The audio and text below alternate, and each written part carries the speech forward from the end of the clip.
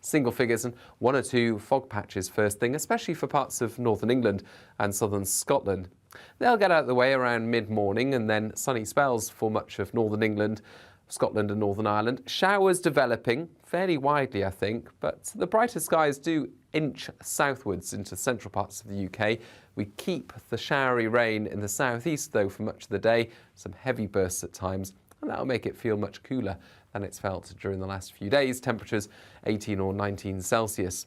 Further heavy showers to come during Friday evening towards the southeast corner. And elsewhere there'll be one or two showers, primarily towards western coasts as well as the North Sea coast. Otherwise lengthy clear spells and temperatures dipping fairly widely into the single figures, perhaps mid-single figures in some sheltered spots. So certainly a fresh start to the weekend, but a bright start for most. There'll be plenty of sunshine through the day. Further showers will develop, especially around western as well as eastern coast, and one or two inland as well as the afternoon gets going. But it will stay fairly damp and cloudy in the far southeast through Saturday. That finally gets out of the way on Sunday, and then colder on Monday.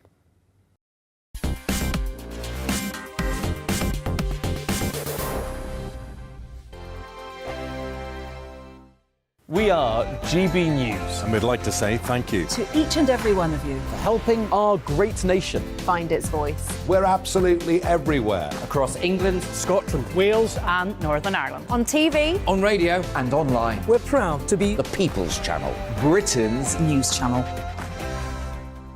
On the Mark Steyn Show, we cover the stories a lot of people are scared even to mention. The stuff that really matters with some of the world's biggest thinkers. Now is his opportunity to kind of take the steering wheel of history. Break away from the flop at 8 o'clock on GB News with the Mark Steyn Show. Hello, I'm Esther McVeigh. And I'm Philip Davis. Whether you're watching or listening on TV, online or on radio, we handpick the latest stories, debates and expert opinions for your weekend. So whether that's politics, news or showbiz, we've got it covered. Join us every Saturday morning at 10 o'clock on GB News. Join my show Farage, 7 p.m. till 8 p.m. Monday through Thursday, and there you will get opinion, analysis, debate, and I'll cover stories that nobody else dares to touch. You've been cancelled. Join the club. Oh my goodness me. And then for the last 15 minutes, talking pints. We're over a drink. We have a civilised conversation with someone. We very often disagree, but we do it in a grown-up way. Come and join me on Farage. Hi there, it's Stephen and Anne. At breakfast from 6 a.m, you'll always be caught up with everything you need to know, the latest headlines, opinions and debates. We'll bring you the good news and the bad, but most of all, we're here for you. Remember, send in your views and let us know what you would like us to talk about. That's because we're your news channel. And every morning at 6 a.m, it's breakfast on GB News.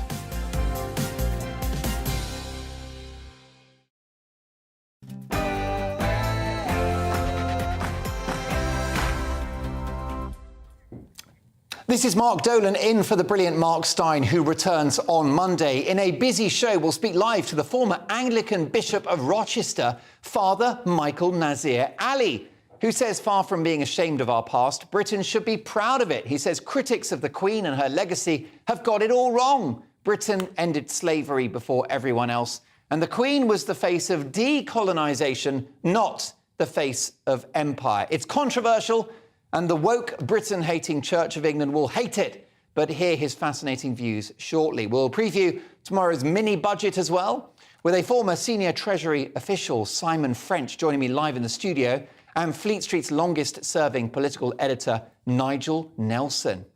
Does tomorrow's mini-budget win Liz Truss the next election? Also, we'll hear more about the push for a hellish dystopian cashless society. Plus, is our new Prime Minister right to bring back fracking? And women, should you deny your husbands or boyfriends sex if they continue to eat meat? I'm beginning to regret that steak now. Mrs. Dolan is watching.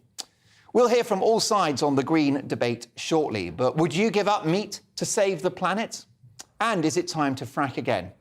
And in my big opinion monologue in just 2 minutes' time, net zero is the same as lockdowns. A debatable experiment which risks destroying the economy and our way of life. Sir Patrick Vallance, a man who, in my view, wrecked this country with failed COVID measures, wants to do the same with the green agenda. I'll be dealing with him in no uncertain terms after the headlines with Tatiana Sanchez.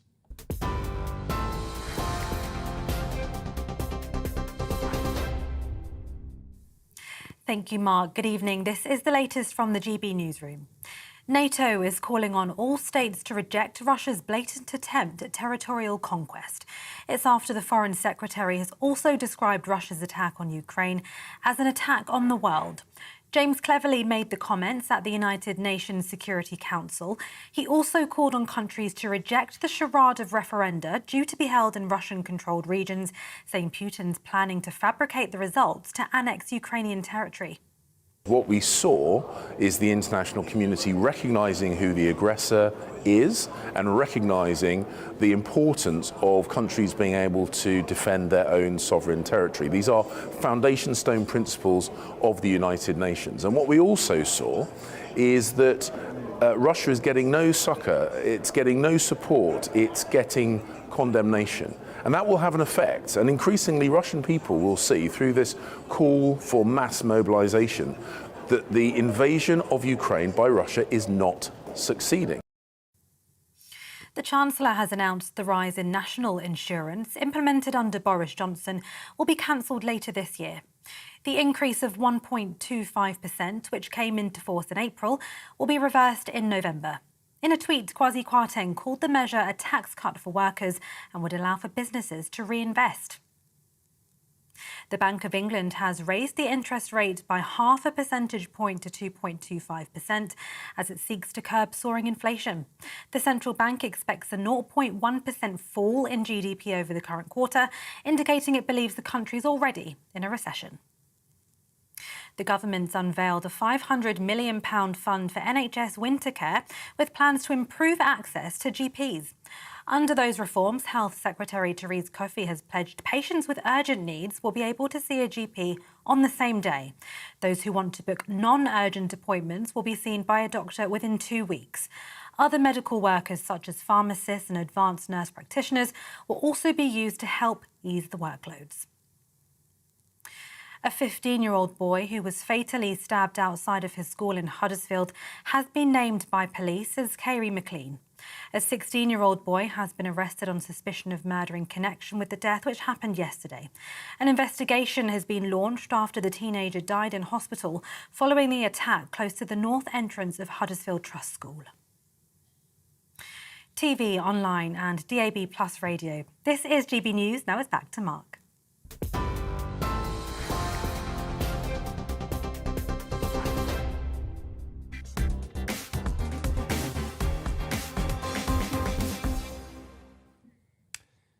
Sir Patrick Vallance, a man who, in my view, all but bankrupted this country with the disastrous and failed experiment of lockdown costing future generations a cool £500 billion, is at it again, this time tweeting about climate change. Here's what he had to say.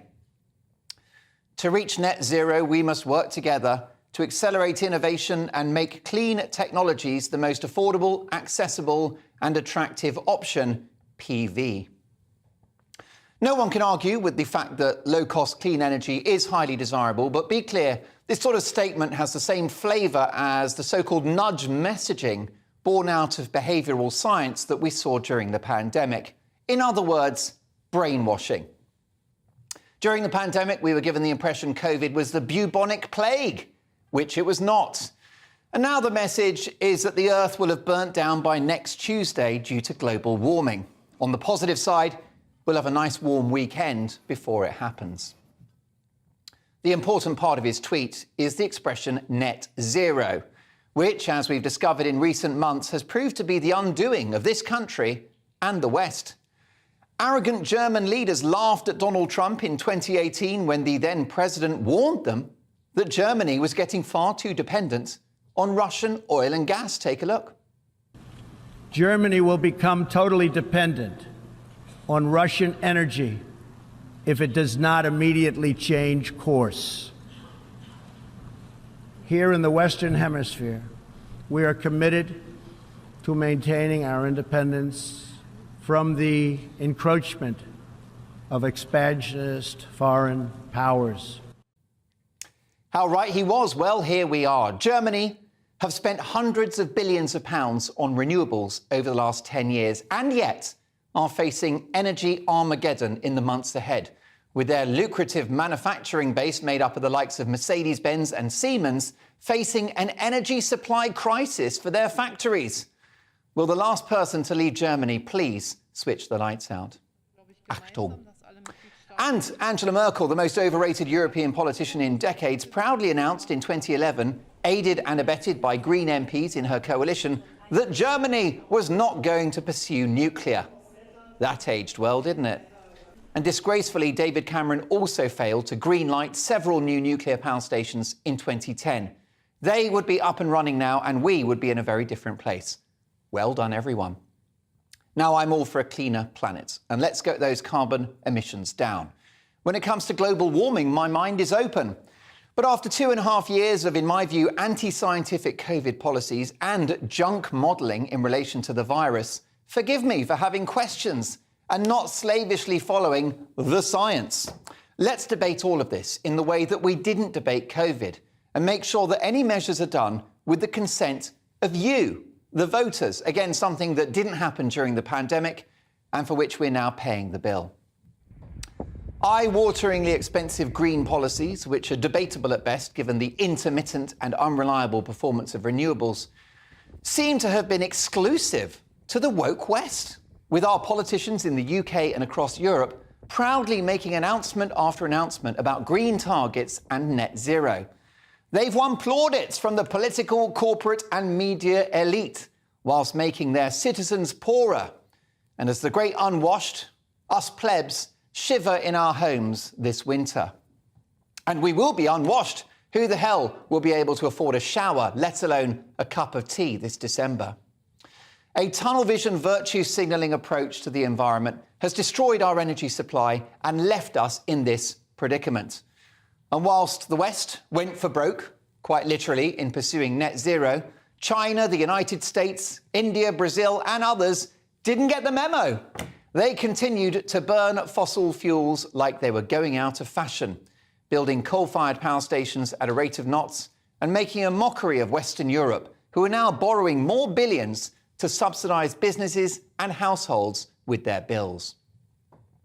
It's the net zero of which Patrick Vallance is so proud that has given Vladimir Putin such a power base. By failing to tap into the natural resources that we have in this country, 20 years of shale, 30 years of gas, 100 years of coal, and spending far too long saying no to nuclear, Putin has a stranglehold over the West.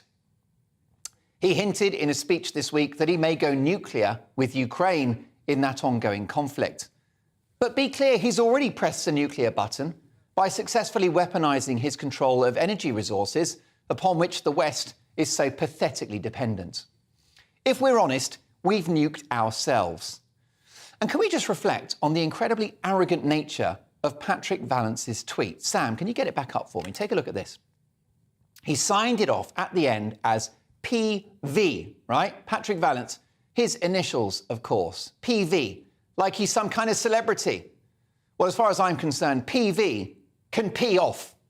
Not satisfied with wrecking the country economically, smashing the health service to pieces and creating a miserable, isolated society as a result of lockdowns and other COVID measures, he wants to finish the country off with yet another experiment, stopping climate change. Good luck with that. Having supported horrific mask mandates, especially for kids, which are as scientifically flaky as the masks themselves. Having supported school closures, which most people now admit was a terrible mistake. Having supported vaccine mandates for millions of Brits who statistically probably didn't even need a jab in the first place, he should be keeping a very low profile. It's my view that history will judge what Sage and the likes of Vallance and Whitty have done to this country very harshly indeed. Jail sentence? You tell me. It would be funny to lock them down, though, wouldn't it? But be clear, the likes of Vallance will transfer the apparatus of control assembled during COVID to the net zero agenda. And as with lockdowns, measures to, in inverted commas, save the planet will be just as unilateral just as undemocratic, just as coercive, and we'll see just as little debate as COVID restrictions. You can just imagine the slogans now, can't you? Stay home to save the planet. Don't eat meat to save the planet. Get rid of your car to save the planet. Now, I want to look after the environment. Who doesn't want cleaner air, cleaner rivers and seas, and cheap, sustainable energy? And why do you think I hate those environmentally catastrophic masks so much? But let's debate how we move forward. I suspect it'll be a mix, including drilling for fossil fuels on our own shores in the short to medium term, until renewables and nuclear punch their weight. By all means, phase fossil fuels out over time when the economic case is there and supply can be achieved by other means. But in the meantime, let's not bankrupt ourselves in this race to go green, whilst China and others carry on regardless. What a carry on. Blindly pursuing net zero threatens to hasten the decline of the West and therefore poses an existential threat to the free world. Net zero? Net on my watch.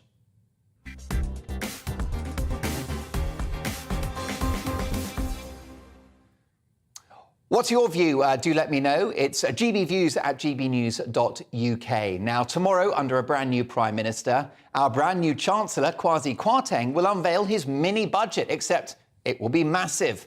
And we now have confirmation today that the 1.25% point rise in national insurance introduced by former Chancellor Rishi Sunak will be reversed from the 6th of November, something Mr. Kwarteng has announced a day in advance. So clearly the plan of this government is to cut taxes and go for growth. But with borrowing sky high, could this budget backfire? Can Britain afford to borrow more billions to pay for tax cuts? Does this risky plan, if unaffordable, pave the way for a Labour government? Or is it a bold move which will supercharge the economy and deliver a resounding victory for Liz Truss at the next election? In short, will the tax cuts work? In just a moment, I'll speak to the longest-serving political editor in Fleet Street, Nigel Nelson of the Sunday Mirror. But first, I'm delighted to welcome to the studio former Cabinet Office economist Simon French. Mr. French, welcome to GB News. My pleasure, Mark. Your first time here. Have they made you a cup of tea? I've made myself a coffee and I very much enjoyed it. Yeah, we're very much a start-up, I'm afraid. Look, it's great to have you here. Can Britain afford these tax cuts? Yes. So there's the idea that public finances are like the household finances for the birds. You know, we run a perennial debt. People don't die. The government, the state carries on in perpetuity. What you always need to ask yourself is not whether you can afford the total amount, but whether it's the best use of future taxpayers' money. If you think it's efficient in generating growth, and the economic profession is pretty divided, but if you think it is, and that's clearly the Kwarteng Trust view, then they'll pay for themselves. But it's a gamble, and I think we've heard in the last 24, 48 hours, ministers in their team say, look, there's no easy answers, there's no risk-free option, they are gambling, but let's not pretend it's not without some considerable risk if they get it wrong. Are they speculating that there might be some spare money in the kitty, given that it appears that global energy prices are on their way down? Could that help? Because we know, don't we, that the government are effectively bankrolling everyone's energy bills, anything above £2,500, but that perhaps the news on that is looking more positive than previously thought. Yes, so you're right. When I made the forecast of how much it was going to cost the UK public... By the way, are you one of those modelers that gets things right? Not all the time. I'll be happy if I get stuff right 51% of the time. I suspect most people are. I mean, hopefully they've got a level of humility to realise you can't perfectly predict the future. But when you're trying to forecast how much it's going to cost the public, on the 8th of September, when the policy was announced, wholesale gas prices globally meant it was probably going to cost the taxpayer, I thought, about 160 billion. That's come down by about 40 billion, so about a quarter in just 14, 15 days. So, yes, it is going to cost less. The point I'd perhaps challenge is the idea of the spare money in the kitty. This was all going to be funded by additional borrowing. So let's just give it in its right context. Less borrowing, which is a good thing, but the idea there's a spare slush fund that has more cash to pay, that isn't correct. Support for energy bills is predicted to bring inflation down, perhaps to around 5%. Yep. So that's amazing. We're borrowing to bring inflation down, which feels quite brave, but there you go. Do you think that these tax cuts are inflationary? Not in the context of 10%. Viewers at the moment are facing 10% inflation, and some will be experiencing far higher levels of inflation than that. In that context, is a tax cut of the type we've heard today and the type we're going to hear tomorrow going to dramatically change things? No, they aren't. But let's not pretend that giving money back to households to go and spend on things that they're going to be chasing as scarce resources. That is inflationary, but in the context of 10% inflation, you're probably going to lose it in the rounding. Let's bring Nigel Nelson in, if we can, from the Sunday Mirror, their political editor. Nigel, welcome to the show. Are these tax cuts political or economic? I think that the tax cuts are there because she had to promise them to win the leadership election. So in a sense that she's actually been lumbered with them on her first budget, which is not so much an emergency budget as a real budget. So suddenly she's faced with £30 billion worth of spending, which I'd have thought is not terribly helpful to deal with the cost of living crisis on the basis not targeted. The kind of people who will benefit are the people who've already got money. So you're looking at something like top earners making £1,800 or getting £1,800 back this year. But at the bottom end of the scale, you're talking about £7. Now, that's not going to do very much for the cost of living. So broadly, this is something that Liz Truss felt she had to promise to become Prime Minister. Now she's stuck with it. The only thing I would say about her at the moment is that on the plus side, she's certainly got a clear economic policy, which her predecessor didn't have. On the minus side, it's all a bit of a punt in the dark. A punt in the dark indeed, but if it pays off and boosts economic output and our economy grows, she wins the next election, doesn't she, Nigel? Well, I mean, I haven't seen any sort of economic forecast that put growth above about 1.9%. So at the moment, this would have to be the triumph of hope over experience to actually reach 2.5% growth. Now, you're absolutely right, Mark. In the event that inflation comes down, which of course it will do a bit because of the energy price freeze, and people are feeling an awful lot better next year, it puts her in a much better position when it comes down to the election. The bits that worry me, though, is there's so much that we don't know. As Simon's just said, it's a bit of a gamble. But we've got no Office of Budget Responsibility forecast for tomorrow, so we don't know quite what's going on. The Institute of Fiscal Studies are talking about it's like throwing a hand grenade into an uncertain economy. And unless the people really do feel better, no, she won't win the next election because of this. Simon French, you were a Cabinet Office economist. Many people think that this approach flies in the face of the so-called orthodoxies at the Treasury, very much represented by Rishi Sunak's policies when he was Chancellor, including raising the rate of national insurance paid by Brits. Do you think this is worth a punt, this tax cut? One of the challenges is that what they are trying to achieve here is achieve a rate of growth that the UK economy hasn't seen in about 15 years. We have to go back to 2007, since you've got a parliament, a 5-year period where growth averaged 2.5%. Is it something that they are gambling on against official advice? Because raising trend growth is hard work. It's unlikely to be achieved by tax cuts. A lot of it will be getting people who are out of work with things like long COVID, health conditions, early retirement back into work. I personally, and if you call that Treasury, Cabinet Office orthodoxy, so be it, but I'd say getting those people back into work, increasing the labour force available to businesses up and down the country is probably the more effective way of getting to 2.5% than the kind of tax cuts we've heard about today and we'll hear about tomorrow. Simon, briefly, if you can, what are your thoughts about the outlook for the British economy in the medium term? Do you think we'll be all right? Will Britain bounce back? Look, Britain will bounce back. It's a strong economy. It's the fifth biggest economy in the country. But briefly... In the world? Sorry, fifth biggest economy in the world. You're absolutely right. One thing I would say, though, is in the short term, it's going to be a really difficult winter, almost whatever the government does. The energy price guarantee has made it better, but still likely to be a recession over the course of the winter and into the spring. My sincere thanks to Simon French, former Cabinet Office economist, and my thanks also to Nigel Nelson, legendary political editor at the Sunday Mirror newspaper. What are your thoughts? GB Views at gbnews.uk. Coming up, is Liz Truss right to bring back fracking? And ladies, this is a call out to you. Should you deny your men sex if they continue to eat meat?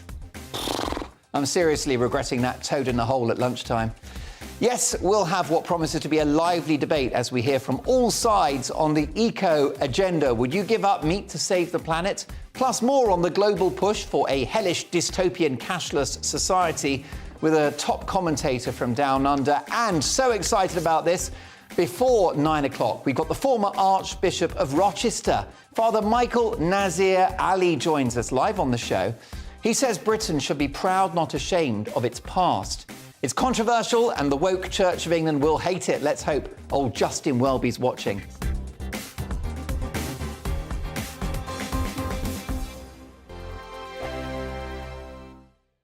We are GB News. And we'd like to say thank you To each and every one of you. for helping our great nation. Find its voice. We're absolutely everywhere. Across England, Scotland, Wales and Northern Ireland. On TV, on radio, And online. we're proud to be The People's Channel. Britain's news channel.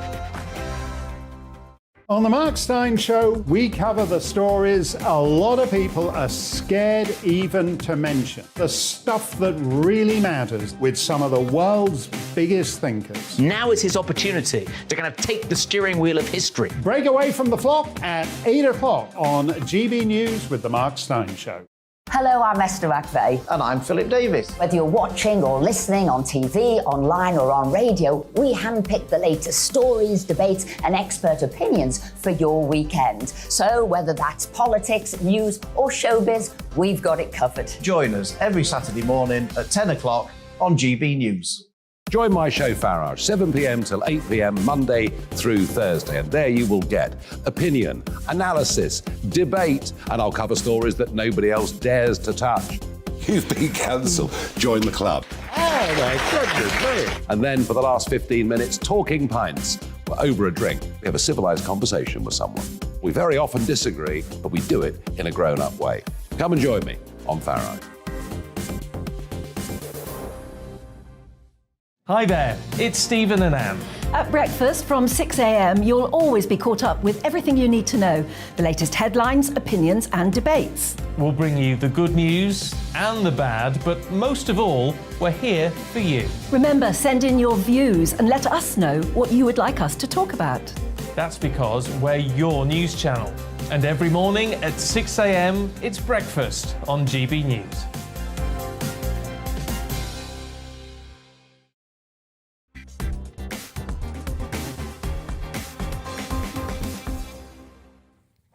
A very big reaction to my big opinion monologue. In my view, net zero is a race to the bottom. I'm all for cleaning up the planet. But we can't go for these green policies if it involves bankrupting the country whilst countries like China burn fossil fuels for fun. But what's your view? GB Views at gbnews.uk. This from, let's have a look, Paul, who says, Mark, well said about resetting our energy goals. Net zero should be an aspiration when the technology delivers cheap energy without subsidy. Whichever party gets rid of that ensures we have control over all our strategic necessities, including water and transport, and that also enacts the grand repeal of EU regulations and taxes and ends tax nonsense on unnecessary things should win the next election. There you go. Paul, thank you for that. Paul for Prime Minister, as far as I'm concerned. And on taxes, do you think that Liz Truss's gamble on taxes will pay off? This from Malcolm. Mark, the Treasury and your contributors are emphasising Keynesian financial model, big taxation and socialist principles. Elizabeth Truss and advisors, Milton Friedman and financial model, capitalism and growth. Truss is right. There you go. Malcolm says, go for growth. What do you think? GB Views at gbnews.uk. Lots to get through, including the former Anglican Archbishop later in the show, who says Britain should be proud, not ashamed of its past. You won't want to miss that interview. Very shortly, the Church of England will hate it. The government have confirmed that they're lifting a ban on fracking in England, arguing that the move will help boost the country's energy security amid Russia's war in Ukraine. Liz Truss announced within days of taking office earlier this month that she would reverse a 2019 ban on hydraulic fracking, a technique used to extract oil and gas from shale rock.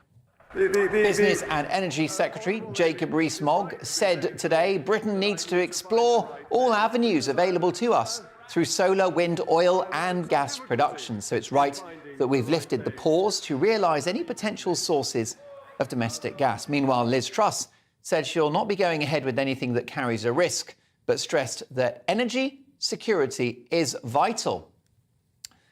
Officials also backed an expansion of licences for oil and gas operations in the North Sea, drawing anger from environmental groups.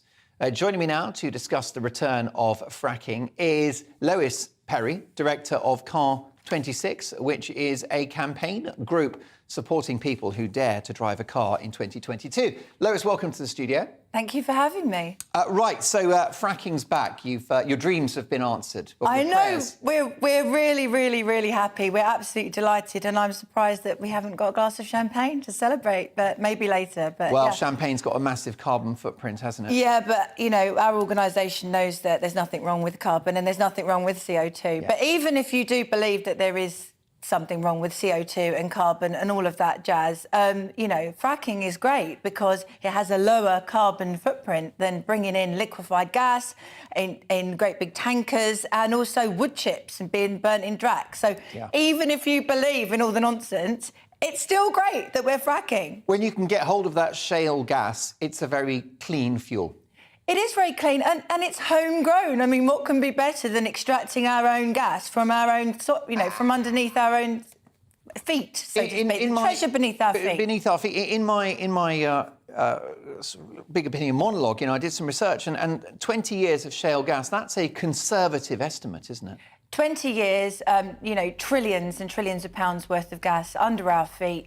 Why we didn't start 10 years ago, I have no idea. Well, I do know, actually, his name is Ed Davey, and he, you know, he must take responsibility for people not having cheap energy at the moment. In America, where they've been fracking for a number of years, very cleanly. Over a decade. Over a decade, very cleanly, very safely, over 2 million wells. They're paying an eighth of what we're paying for our electricity. An eighth. Well, America is a net exporter of energy now. And we could be in a few years. Well, do you know what kills the narrative? Do you know which president it was that actually signed those fracking licences? Go on. Barack Obama. Was it? Yeah. OK, well, you know, he did one good thing then, didn't he? Who knew? We'll forget about the drones. However, let me offer you some resistance because there are many that argue that this fracking could poison water. The water supply in this country, in local areas that people will find that they either can't bathe or even bathe in or even drink water that's close to fracking sites because of pollution. Well, my answer to that is we both know, Mark, how litigious Americans are. And there's loads of fracking sites that are in residential, very close to residential areas in the States. Do you really think that if there was any chance of that, with all the stringent regulations that we have nowadays, that you know, that everyone wouldn't be sued left, right and centre? But do you really want to risk polluting groundwater, harming nature and possibly poisoning kids? There isn't any risk. There isn't any risk, or it wouldn't be happening successfully for, as you say, a decade in the United States of America. It's safe. Look, life is about risk. It's risky, the fact that people might, you know, die because they can't heat their homes. It's risky that people won't be able to afford to eat this winter. You know, we need to think big. And hats off to Liz Truss, actually, for being so brave and so bold. She's a good girl. I like her. What about the risk of tremors from fracking? Do we want earthquakes in this country? Why should Blackpool be a disaster movie? It's not going to be a disaster movie. No, I love Please Blackpool. don't bring the tower down. We're not going to bring the tower down. The British Geological Survey said that there was inconsistencies in terms of the levels of tremors that were allowed for fracking compared to other industries, like, for example, construction, like, for example, any tremors, small tremors that may have been felt when they were building or digging for HS2 and things like that. There's been complete inconsistency. That's why the BSG wants us there to be tests and is broadly supportive of us bringing back fracking. It's going to be OK, Mark, but I tell you one thing we need to do. We need to have an emergency planning act like we had during the Olympics, where basically all planning, we can get rid of NIMBYism. This is a national emergency. Because this is the problem. This promise from Liz Truss could be an empty one if local groups say no, which they probably will. Well, no, not necessarily, because when you actually, the polling that's been done of local groups, when they're offered either heavily discounted energy or free energy, is that they're really for it, Last actually. thought, before we get to giving up sex in order to get sex, for me, to save the planet. We'll get to that story in a second. I can't wait. Sorry, I get very flustered on that subject. I had a very sheltered upbringing. But finally, on the tremors thing, quick word on the tremors. Go on. What if fracking rattled your chandelier? What would you say then? Well, if the... You're at home with your gin and tonic. Yeah. You're watching EastEnders, and suddenly the house is moving. Do you really want that? Do you know what? If there was some cracks, then as long as they came round and fixed them, the energy company, I think I'd cope. People live in San Francisco, people live in all sorts of places. We need our own energy. Otherwise, we're completely reliant on Putin, aren't we? Can't disagree with that one bit. That very much ties in with the comments of my big opinion monologue, which Ben has now crafted into an online video, which you can find at GBNews. Well, look, let's stay on the environment, because the German wing of animal rights group PETA have made headlines and raised eyebrows by saying women should impose a sex ban on men who eat meat because men are responsible for more greenhouse gas emissions. They call for a sex strike on carnivorous males. And it's caused outrage in Germany, which is famous for its love of sausages. Lois Perry is still with us. And talking sausages from PETA, Kate Werner joins us as well down the line. Kate, thank you so much for appearing on GB News. Oh, thanks for having me. Your colleagues in Germany have achieved a fantastic sort of PR response to this. It's made a lot of noise as a story. But are we seriously telling the women of the world to stop having sex with men who eat meat? Well, honestly, this is a bit of a tongue-in-cheek suggestion. We don't really care about anybody's sex lives. But, what we do care about is the billions of animals who are suffering and dying on farms every year to become hamburgers or sandwich filling.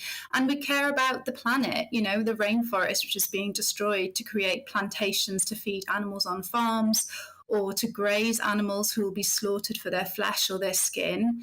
We have an abundance of vegan foods to choose from. It's the 21st century. There's no need to eat animals anymore. I'm a great admirer of PETA. They've done fantastic work over many years speaking up for animal rights. And Kate Werner, I couldn't agree with you more about animal cruelty, whether it's in a domestic setting or in a farm environment. But when did PETA become an organisation that decides whether or not we eat meat? I mean, what about organic meat that's, pasture-raised, just eating grass in the wilds of the English countryside or the British countryside for that? What about free-range chickens? All of that's fine, isn't it? Well, no, you shouldn't be eating animals. We can eat vegan food, which is much more nutritious and better for us. And unfortunately, the vast majority of animals in this country are not living on organic free-range farms. They're living in factory farms where they're, in terms of chickens, they're not able to stand after 1 or 2 weeks because their bodies are grown so massive, so unnaturally large that they suffocate, they have heart failure, they starve because they can't get to food or drink. But this isn't about dictating dietary choices. It's about giving people information so they can make informed choices. And it's about, it's important for people to know that by eating meat, they're increasing their risk for certain types of cancer, and that animal agriculture is the leading cause of climate change. It's important for people to know where their meat comes from. And, just like Paul McCartney said, if slaughterhouse had glass walls, we'd all be vegetarian. And, that's so true. Famous health expert Paul McCartney. I mean, the thing about it is, Kate, that we've been existing on an omnivorous diet for millions of years, which is why we are the predominant species on the planet. We're designed, aren't we, just to eat, green fibrous vegetables, berries and other fruits, and animal protein, fish, meat, dairy. The issue you got with the vegan diet is if you have a vegan diet, any medic will tell you you've got to have supplements just to make it healthy. That's not a ringing endorsement, is it? Well, I mean, yes, you can supplement a vegan diet, but I'm vegan. I know lots of people who are vegan. Lots of people in the UK are now vegan or vegetarian, and they're living healthy lives. They're lowering their chances of getting certain diseases, of dying of certain cancers, they're elongating their lives. Researchers at Oxford University back up that eating plant-based is the best way to combat climate change. And, anyone who's doubtful of the benefits of a vegan diet, both for their own health and for the planet, can visit Peter's website and order one of our vegan starter kits. And look, I'll share the details of your website very shortly, Kate. I'm going to bring Lois in just one moment, but one final thought. What about vegan ingredients? If we were to go plant-based, you're looking at vast monocrop agriculture, aren't you? With fertilizers and pesticides. That's completely against nature. Well, I think the situation that we're in now with, farming animals for their flesh is far more damaging for the planet. And I mean, it's not just Peter calling for a reduction in meat consumption, it's the UN as well. It's saying that a massive reduction of meat intake is needed to curb the worst effects of climate change. And it's really not a drastic suggestion to say, rather than eat a sausage roll, swap to a vegan sausage roll. And it's as easy as that. And Lois, do you eat meat? Would be huge. Yeah. Lois, do you eat meat, Lois Perry? Yeah, every day. Yeah, absolutely love meat, and I like meat rare as well. And what are your thoughts about the idea of going plant-based to save the planet? It's well reported that cows and other livestock produce emissions which are heating the earth. Well, I deal with a huge number of physicists and scientists, as you know, constantly, every day of the week, who think that that's not only nonsense, but hilarious, actually, that it's not causing any problems whatsoever with the environment. None. We've been farming for, as you say, hundreds of thousands of years with no problems whatsoever. And as for saying that vegan food is better for you and even lowers your carbon footprint, a lot of vegan food is highly, highly processed. And what could be better than just eating something that's completely natural, like a steak? But where I do agree with you is on animal welfare, 100%. I think, I try and, the meat that I eat, I try and make sure has the highest standards of welfare possible. So I do totally agree with you on that.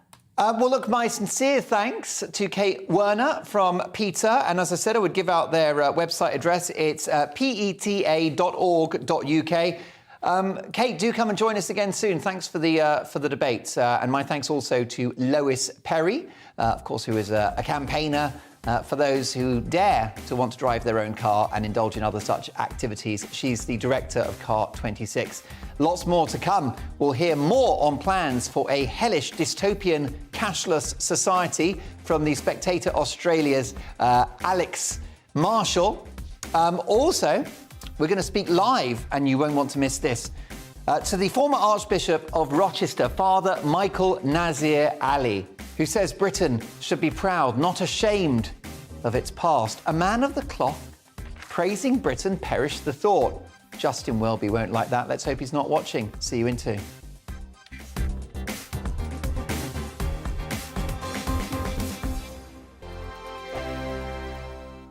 We are GB News. And we'd like to say thank you to each and every one of you for helping our great nation find its voice. We're absolutely everywhere. Across England, Scotland, Wales and Northern Ireland. On TV, on radio and online. We're proud to be the People's Channel, Britain's news channel. On the Mark Steyn Show, we cover the stories a lot of people are scared even to mention. The stuff that really matters with some of the world's biggest thinkers. Now is his opportunity to kind of take the steering wheel of history. Break away from the flock at 8 o'clock on GB News with the Mark Steyn Show. Hello, I'm Esther McVeigh. And I'm Philip Davis. Whether you're watching or listening on TV, online or on radio, we handpick the latest stories, debates and expert opinions for your weekend. So whether that's politics, news or showbiz, we've got it covered. Join us every Saturday morning at 10 o'clock on GB News.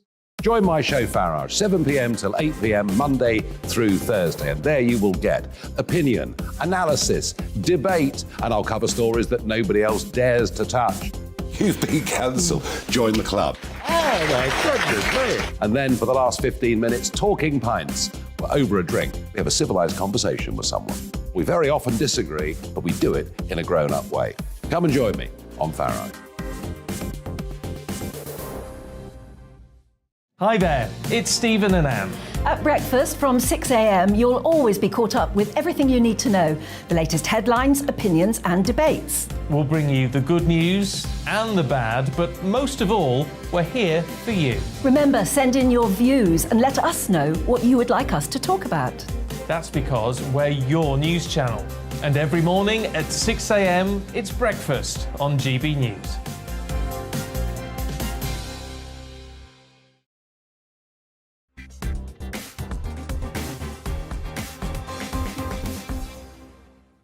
What's the best part of the show? When you get in touch, loving your emails, gbviews@gbnews.uk. This from Alan, who says, Mark, as cows eat grass, then meat is plant-based. Simple. Nicely put. John's not pulling his punches. John says, give it 10 years, Mark, then this female eco-zealot will be in tears. She'll want her HRT from pregnant horse mare's wee. Sorry, not having any of this.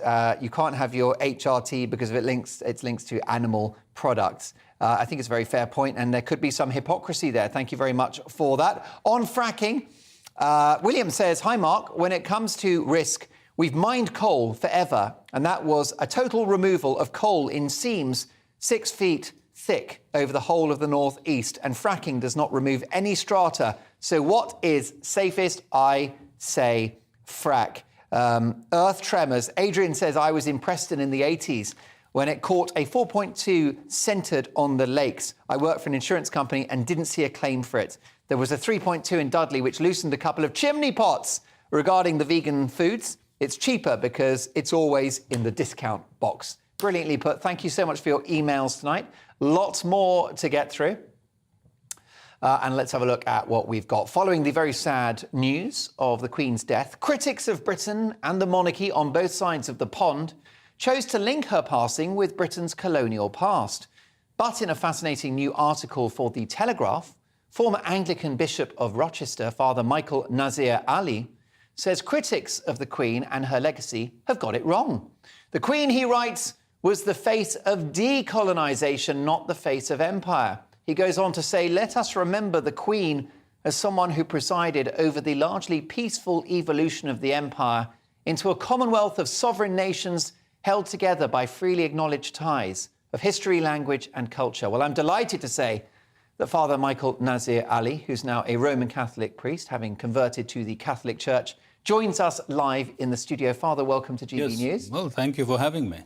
What provoked you to write this article? Well, I'd seen the criticism in the New York Times particularly, not just once, but several times, and then in the Sunday Times, and I thought it needed a response because it was so off-beam, really. I mean, Queen Victoria was really, I suppose, you could say, the face of empire, consciously so. But Queen Elizabeth II was, if anything, the face of decolonization. I mean, she presided over the end of empire, of the emergence of the new Commonwealth, from a Commonwealth of 7 nations to now, what is it, 54? Yeah. That's amazing. I mean, we've got used to it, but it's amazing. And she valued the Commonwealth. I mean, I know that for a fact. She once said to me, the reason she valued the Commonwealth was its diversity. And I suppose she was thinking of other organizations that might not be so diverse. Yeah, for sure. And she would be mortally wounded to have seen these comments about her following her passing. Well, absolutely. I think it was in very bad taste, to put it mildly. As well as historically inaccurate. And inaccurate, of course, completely inaccurate, because the history of decolonization goes back a very long way to the American Wars of Independence, if you want that. But the interesting thing about the United States was that although they separated from the mother country, as it were, they kept its legal, parliamentary, judicial and administrative systems. And that has been repeated throughout. Wherever countries have become independent, they have kept those good things that the empire brought them. Of course, empires are not all virtuous. There are bad things. There were bad things about the British Empire. There isn't a squeaky clean empire in history, is there? Not at all. And if you're going to compare things, then the British Empire was by no means the worst of them. And this needed to be said. I think its transformation into a commonwealth of free nations who have freely decided to come and to stay together is quite remarkable. And even some countries like the Cameroons and Rwanda, which were never in the British Empire, have elected to join. So why would anyone join something that was poisoned? And even a country like Australia, which may choose to become a republic and not have the king as head of state, will likely remain in the Commonwealth. And there aren't too many empires that have a family of nations that followed all of that control and power. And it's quite an effective family. I mean, it has promoted democracy. I give the example of Southern Rhodesia, where Her Majesty's government refused to accept a white minority government, eventually leading to Zimbabwe coming into existence, I mean, with whatever problems it's had. And the Commonwealth's commitment now to democracy, to make sure that its members have democracy, and if they don't, they get suspended from membership. So, I mean, all of that needs to be said. Plus the diplomatic relations between Commonwealth countries and indeed the economic trade deals that can be done. I mean, it's fantastic for economies, for politics, for diplomacy and for democracy and culture. Absolutely. And the emergence of English as an international language gives the Commonwealth huge advantages in business, in trade, in education, in all sorts of ways, which would never have happened, of course, otherwise. Do you have any thoughts about how some figures in the Church of England have characterised our past? Do you feel that the Church of England, which I know you've left now, so I'd understand if you chose not to comment, but do you feel that there are other religious orders that indulge in Britain bashing to a certain extent? Well, it's quite widespread. It's not limited to the church or to any other organisation, but there's this feeling of guilt. And I think that has to be recognised. And of course, there were things that were wrong. And even during empire, action was taken against them. Warren Hastings' trial, for instance, in Parliament for corruption when he was Governor General is a case in point. General Dyer's order to fire on demonstrators in Amritsar is another case. But against that, you have to put everything else. I mean, not just the physical infrastructure of roads and railways. I've just come back from India and absolutely amazed at the rail network there. It's absolutely amazing.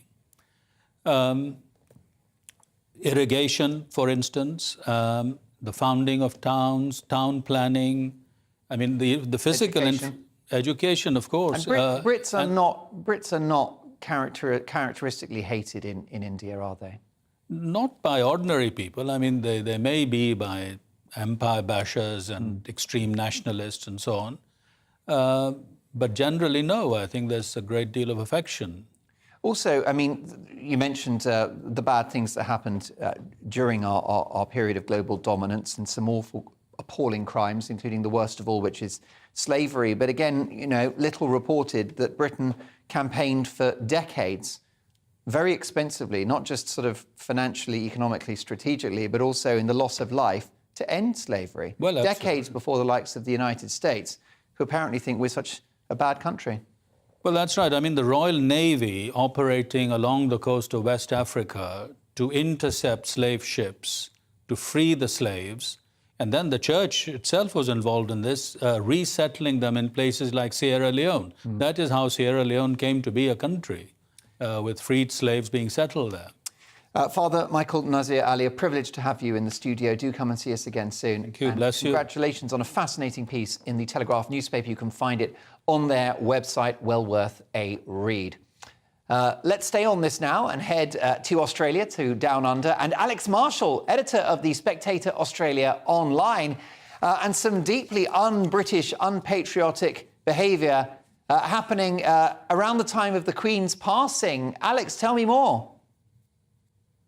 Well, we've got, of course, our own class of nasty activists, and what we're seeing and happening in Australia at the moment is actually a continuation of politics that started before the Queen's passing. So we had in this country a push toward they call it a voice to Parliament, but it's really the enshrining of racism into the Australian Constitution.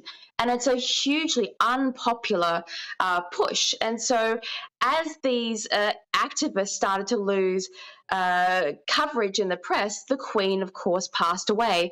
And the sentiment against the voice to Parliament increased. And this frustration that they're feeling about the fact that their political ploy is losing has eventuated in what we're seeing today, which is disgusting footage of the British flag being burned.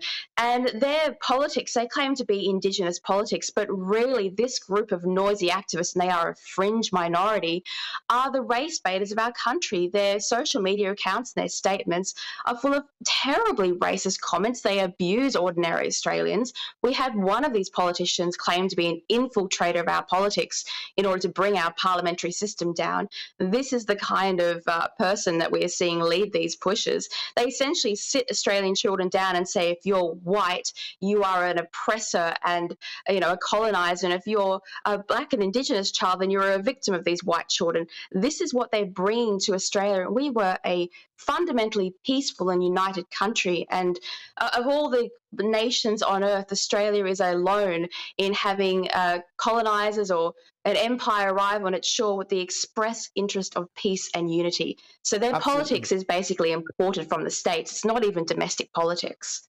I'm all for free speech, but certainly offensive behaviour down under. Very briefly, I've only got a few seconds. The clock's against us, Alex, but a fascinating piece by you in the Spectator Australia online, and it's all about cashless society. What do we know? Well, Australia is being pushed toward a cashless society at speed. By 2030, they want all of our businesses to be electronic. And in that, they're putting this hated digital identity policy that's come out of the World Economic Forum. It's in our politics. It's being imported here. So we are facing a struggle to keep our cash, and it's only getting worse every day. Fascinating stuff. What a treat to see you, Alex, and I look forward to watching you when Mark Steyn is back next week. There you go. Alex Marshall from the Spectator Australia. Always a cracking read.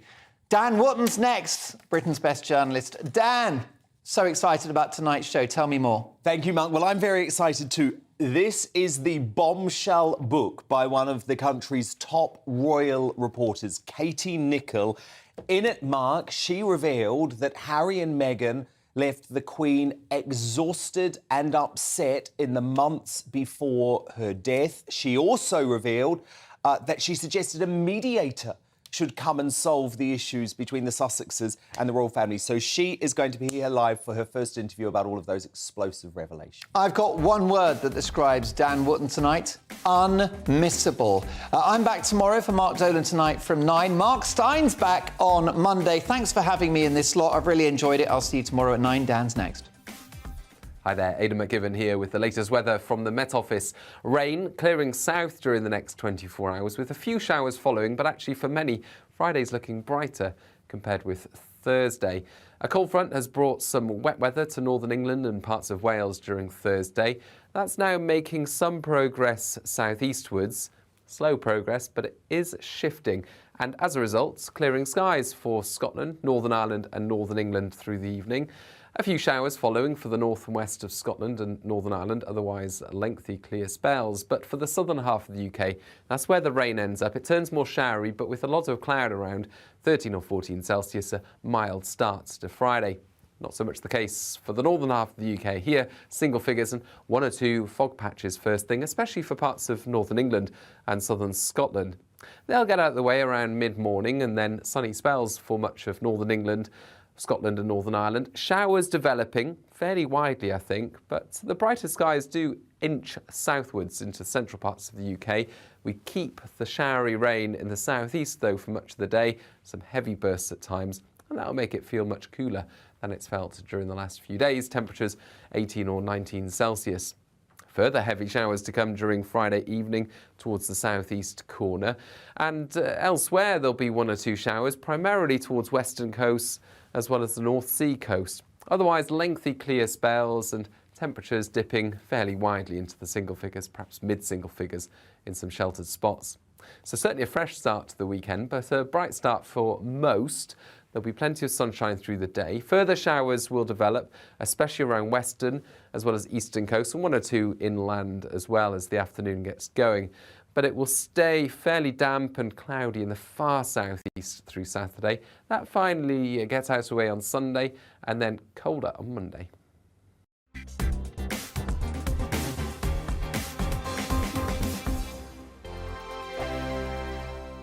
We are GB News. And we'd like to say thank you To each and every one of you. For helping our great nation Find its voice. We're absolutely everywhere. across England, Scotland, Wales and Northern Ireland. On TV, on radio, and